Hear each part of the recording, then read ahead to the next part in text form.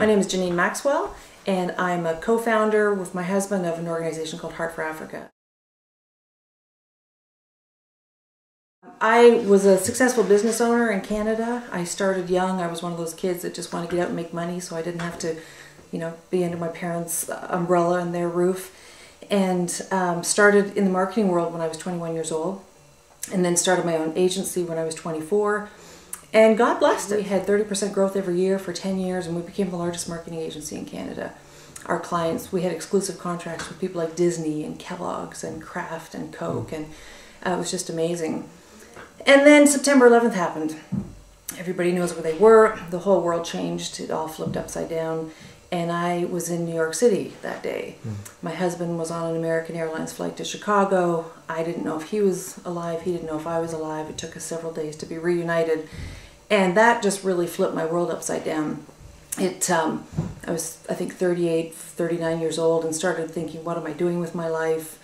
I had all the success, I had all this money, I had nice cars and great kids, and I had Jesus. That's the interesting thing, because it wasn't like I was searching for God.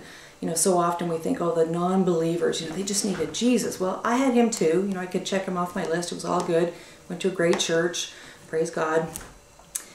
But I didn't have Jesus. I didn't know what that was really about. What is amazing is he knows us, and he pursues us. And he pursued me. To get my attention, he put me on a plane to Africa. And he said, I want you to go see something. I want you to go see the other people I love. And I ended up with a friend who I had gone to college with. He was going over to Africa to serve and to film the need of the street kids. I didn't even know what a street kid was. First night I got there, I'm out on the street and I meet these kids that are wrapped up in garbage, lying on the ground. Little kids, 4 years old, 5 years old, and they're sleeping on the street. They have no clothes, they have no shoes, they have no parents, they have no food. They're raped every night, gang raped. They eat out of garbage cans from the poor people, the slime and the muck.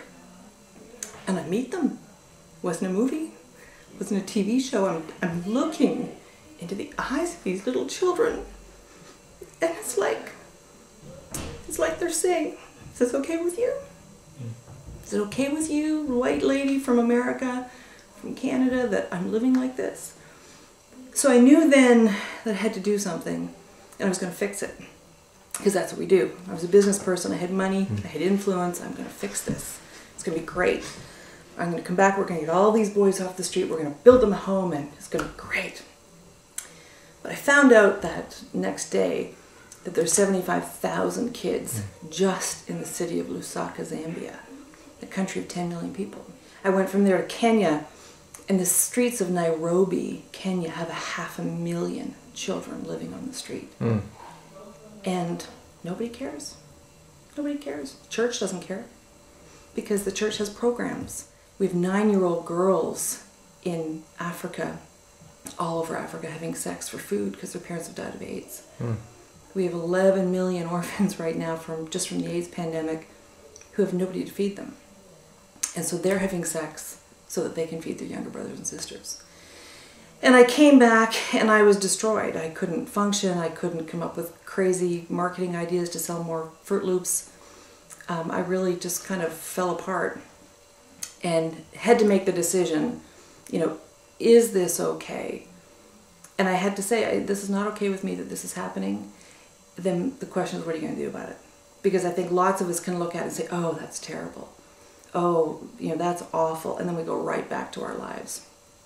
But I think the crazy love part is that God said, no. I've chosen you. I've chosen you to do something. And don't say somebody else should do it. Because I picked you. And that's the gift. That is a gift if we will listen as believers. If we truly want to hear from him what he wants us to do, we have to ask him. We have to take everything else off the table that we have as our ideas. And then we have to be quiet. And he will answer. I ended up closing my company. Okay. It was a $20 million a year business. And he said, close it. Walked away from it. Wow. And then we waited, because my husband worked with me too, and he'd never been to Africa. He was never going to Africa, until there's a 5-star, Four Seasons hotel. But God said, close it and wait. And in that waiting time, we got to know who he was, and we started hearing what he wanted us to do. And both my husband and I and my kids ended up going over to Africa to serve. And then I wrote a book called It's Not Okay With Me, which really is explaining to people what is going on, what is happening with the children, and asking the church to wake up. My husband and I now run Heart for Africa. It's a faith-based humanitarian organization, and our focus is taking ordinary, everyday people who maybe hear the stories, maybe people who are listening to this right now, and they say, I want to do something, but I have no idea what to do. And so we say, come with us. It's 11 days out of your life. Come and serve. We come alongside orphanages. Our goal is to help them become self-sustainable. The transformation that happens from the people traveling is incredible. We think that we're going to serve the kids and it's all about food production. God doesn't need us to do food production. He's the only one who can create a cabbage. He's the only one who can make a mango, and he's the only one who can make it rain. But what he's doing is saying, come and work where I'm working. Come and serve where I'm serving, which is with the poor. More scriptures in the Bible about serving the poor than any other topic.